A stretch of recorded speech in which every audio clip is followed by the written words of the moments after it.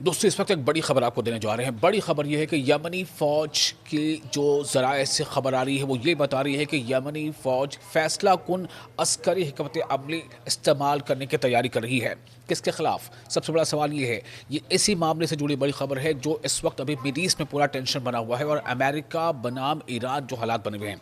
अगर इस बार जंग छिड़ती है तो ये मार्का ताकत के तवाज़ुन को मुकम्मल तौर पर बदल देगा, जिसमें चौंका देने वाले और खौफनाक ऑप्शंस शामिल होंगे।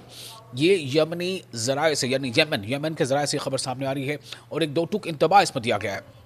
यमन की जानिब से सख्त और गैर मुतवक्का सरप्राइज़ आने वाले हैं। ये सरप्राइज़र होंगे। आपको याद है ना कि यमनी फ़ौज ने किस तरह से बहर अहमर यानी रेड सी में अपनी ताकत का एहसास कराया था। और इसी से जुड़े एक और अहम खबर आपको देने जा रहे हैं। वो खबर ये है कि ईरान पर हमले के खिलाफ साबिक बरतानवी बहरी कमांडर ने वार्निंग दी है। जी हाँ, ये बरतानवी बहरी कमांडर है यानी नेवल, और ये बहरी कमांडर है, इंडियन नेवी के कमांडर हैं। इनकी वार्निंग है ईरान पर हमले के खिलाफ। उनका कहना है कि ईरान पर अगर हमला किया गया तो ये किसी भी सूरत में जो अटैकर हैं जानी अमेरिका, उसके लिए बिल्कुल ये सूदमंद साबित नहीं होगा। ये एक बहुत बड़ा बड़ा जो इसमें डेवलपमेंट है। बहर अहमर का तजुर्बा अभी जहनों में ताज़ा है लोगों की। आपको याद, बहर अहमर मतलब रेड सी। आपको याद होगा कि रेड सी पर किस तरह से लगातार जब यमन के हौसी बागियों ने, यहाँ तो मामला तो सिर्फ यह था कि यमन के जो हौसी फाइटर्स हैं उन्होंने इसराइल को टारगेट किया था, लेकिन अभी खबर यह आ रही है कि यमनी जो फ़ौज है वो भी और यमन के हौसी फाइटर्स, इन्होंने खुली वार्निंग दी है कि अगर ईरान पर हमला होता है तो उसके पास कोई ऑप्शन नहीं बचेगा सिवाय ये कि पूरी तरह से वो इस जंग में कूद जाए और वो अमेरिकी मफादात को लगातार निशाना बनाएगा।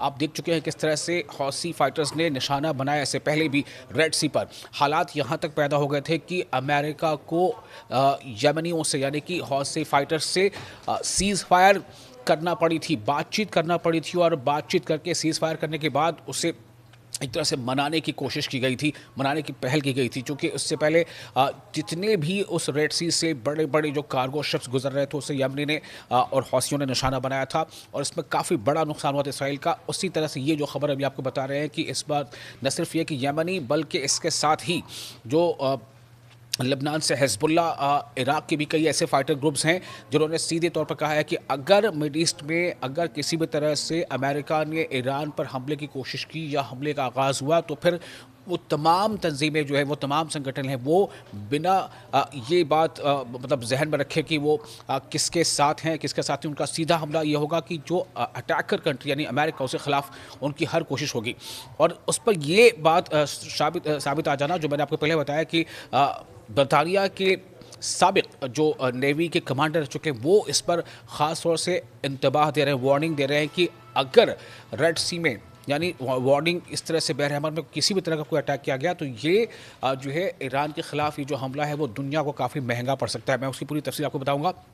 पहले आपको ये बता दें कि अमेरिका ने जो हौसियों के साथ मुआहदा कर रखा है वो मुआहदे की पूरी तफसील की है। आपको याद होगा मई 2025 को जो ओमान जो सल्तनत है ओमान, तो ओमान सल्तनत ने की सालसी में उसकी मीडिएशन में ये ऐलान किया गया था कि अमेरिका और हौसियों के दरमियान जो है वो सीज़ फायर लागू होगा। अब आप सोचें कि अमेरिका इस हालत तक आ गया था कि उसे हौसियों के साथ सीज़ फायर करना पड़ी थी। हालांकि उस सीज़ फायर का मतलब ये था कि हौसी फाइटर्स जो हैं वो रेड सी से गुजरने वाले अमेरिकी शिप्स को निशाना नहीं बनाएंगे। अमेरिका को इस हद तक झुकना पड़ा था कि हौसियों से जंगबंदी का मुआहदा करना पड़ गया था, क्योंकि अमेरिका को पता था कि वहाँ पर जो ताकत है हौसियों की वो ज़बरदस्त है और बग़ैर उनको मनाए वो अपने मफादात को तहफ़्फ़ुज़ फ़राहम नहीं कर सकता। यही वजह है। अब आप सोचें कि उसी हौसी फाइटर्स ग्रुप्स ने और यमनी फ़ौज ने बाज़ाब्ता यह कह दिया है कि अगर हमला होता है ईरान पर तो वो हर तरह से इसका सामना करेंगे, यानी कहीं ना कहीं वो ईरान के हक़ में अपनी आवाज़ बुलंद कर रहे हैं।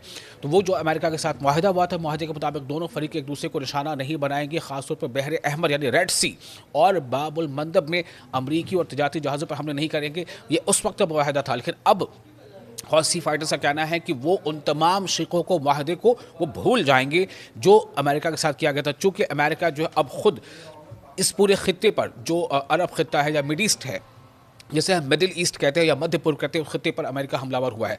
इस माहदे के तहत अमेरिका ने हौसियों के खिलाफ फ़िज़ाई हमले और बमबारी रोक दी, खासतौर पर वो हमले जो अमेरिकी या गैर मुल्की जहाज़ों को निशाना बनाने के जवाब में किए जा रहे थे। लेकिन हौसियों के वादे क्या थे? हौसियों ने इस बात की ज़मानत दी कि वो अमरीकी बहरी जहाज़ों या अमरीकी अहदाफ को निशाना नहीं बनाएंगे, जिसके नतीजे में अमेरिका ने अपनी अस्करी कार्रवाइयाँ मुअत्तल कर दी थी।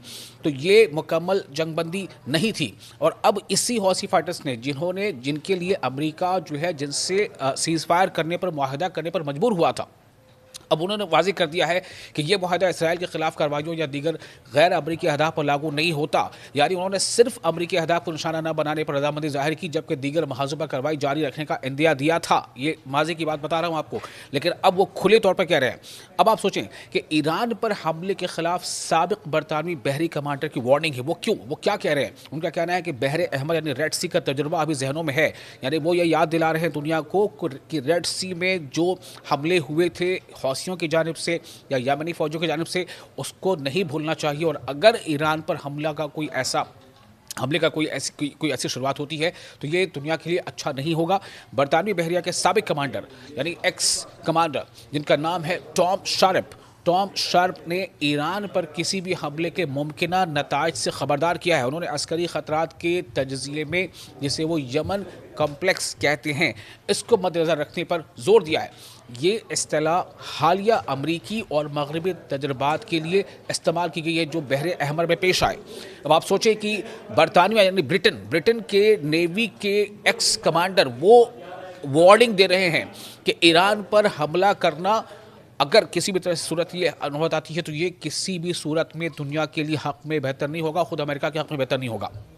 टॉम शार्प के मुताबिक, टॉम शार्प जो बरतानिया के एक्स नेवी कमांडर, उनके मुताबिक बहरे अहमर यानी रेड सी में अमरीकी और मगरबी अफवाज को जिन मुश्किलात का सामना करना पड़ा वो अब वाशिंगटन और कई मगरबी दारुल हुकूमतों में मुस्तक़बिल के ख़तरात नापने का पैमाना बन चुकी हैं। उन्होंने कहा कि ड्रोन से बचाव के लिए बहरी मशक़ें और फ़ौजी तैयारी दरअसल अंदरूनी हम आहंगी और दिफाई तैयारी को तेज़ और बेहतर बनाने के इक़दाम हैं। टॉम शार्प ने दावा किया है कि ये मशक़ें बराह रास्त यमन खौफ कॉम्प्लेक्स से जुड़ी नहीं है, अगरचे बाद में उन्होंने ये तस्लीम किया कि ईरान की बहरी जहाज शिकन सलाहियतों की तारीफ़ करना एक दानिशमंदाना कदम है। वापस सोचें, ईरान की तारीफ़ की जा रही है, कौन तारीफ़ कर रहा है? ये बरतानिया के एक्स कमांडर है, नेवी कमांडर, वो ये कह रहे हैं कि जो ईरान की सलाहियत है जिसमें वो बहरी जहाज़ शिकन यानी बहरी जहाज़ों को निशाना बना सकता है, उसे डिस्ट्रॉय कर सकता है, ये ताकत ईरान के पास ज़बरदस्त है और इसको मलहूज़ नज़र रखना चाहिए। इनके मुताबिक तेहरान के पास इस मैदान में वसी हथियारों का ज़ख़ीरा मौजूद है, जिसमें सिर्फ किस्मत के अंसर की कमी है। यानी कि अगर लक फेवर किया ईरान का तो अमेरिका को इसमें भारी मुश्किल पड़ सकती है और ईरान जो है वो भारी पड़ सकता है अमेरिका पर। वो ये इस बात का एहसास दिला रहे हैं। ये तमाम बयान ऐसे वक्त में सामने आए हैं जब दुनिया के सबसे ताकतवर बहरी क़ुव्वत को शदीद झटकों का सामना करना पड़ा। यमन ने, जी हाँ, यमन ने बहरे अहमर, बहरे अरब और यानी अरब सागर और खलीज अदन में एक नया बहरी तवाज़ुन मुसल्लत कर दिया है, जिसके नतीजे में अमरीकी बहरी जहाज़ों पर हमले हुए और तैयारा बरदार बहरी बेड़ों को इलाका छोड़ना पड़ा था, जैसा कि सरकारी ऐलान में बताया गया। ये पेशरफ बिलाखिर इस मकाम पर ख़त्म हुई कि अमरीका के साबिक़ सदर डोनाल्ड ट्रंप ने हौसियों की ताकत को तस्लीम किया और अमानी सालिसी के ज़रिए उनके साथ मुआहदा किया। तो एक बार जब डोनाल्ड ट्रंप इसका मज़ा चख चुके हैं, उन्हें एहसास कराया जा चुका है हौसियों की जानिब से कि अगर रेड सी में कोई बादशाह है, रेड सी का कोई कलंदर है, रेड सी का कोई अगर बाजीगर है तो वो है हौसी। और वही हौसी फाइटर्स, वही यमनी फ़ौज अब ये कह रही है कि अगर अमेरिका ने ऐसी कोई गलती की, ईरान के ख़िलाफ़ कोई ऐसा मिलिट्री स्टेप लिया तो ये अमेरिका को भारी पड़ सकता है। और इसी बात की तरफ इशारा कौन कर रहे हैं? टॉम शार्प, जो बरतानिया के साबिक नेवी कमांडर हैं, वो ये कह रहे हैं कि ऐसा जोखम उठाना किसी भी मुल्क को काफ़ी भारी पड़ सकता है अगर वो समंदर में ईरान से टकराता है। जो कि ईरान के साथ साथ आप देखें लेबनान में जो हिज़्बुल्लाह है उसने भी ऐसी वार्निंग दे दी है। इराक़ में कई ऐसी तंजीमें हैं, कई ऐसे फाइटर ग्रुप्स हैं, उन्होंने भी इंतबाह दे दिया है कि फिर हम किसी चीज़ को मद्देनज़र नहीं रखेंगे सिवाय इसके कि हम ये तस्लीम करेंगे कि हमारे खत्ते पर कोई हमलावर हुआ है और हम उसका मुकाबला करेंगे। यानी कि ईरान, जिसको अमेरिका आमतौर से ये कहता है कि ईरान के प्रॉक्सीज़ हैं, वो तमाम के तमाम तैयार हैं अमेरिका के ख़िलाफ़ सीना सपर होने के लिए और अमेरिका के ख़िलाफ़ डट कर मुकाबला करने के लिए ईरान की हिमायत में। और जैसा मैंने आपको पहले बताया, किसी भी खबर ये काफ़ी अहम है कि अब जो सऊदी अरब की तरफ से जो सिग्नल्स आ रहे हैं, जो वहाँ से इशारे आ रहे हैं, वो यही हैं कि सऊदी अरब किसी भी सूरत में अपने मिलिट्री बेसिस को या अपने एयर स्पेस को ईरान के ख़िलाफ़ इस्तेमाल करने की इजाज़त नहीं देगा। तो ये तमाम ऐसी ताकतें, इससे ये लग रहा है कि अब जो मिड ईस्ट की जो प्रोबेबिलिटीज़ थी अमेरिका के फेवर में, वो कहीं ना कहीं उसके दरवाजे अब बंद होते जा रहे हैं और ये हौसियों का अब नया ऐलान ये भारी पड़ सकता है।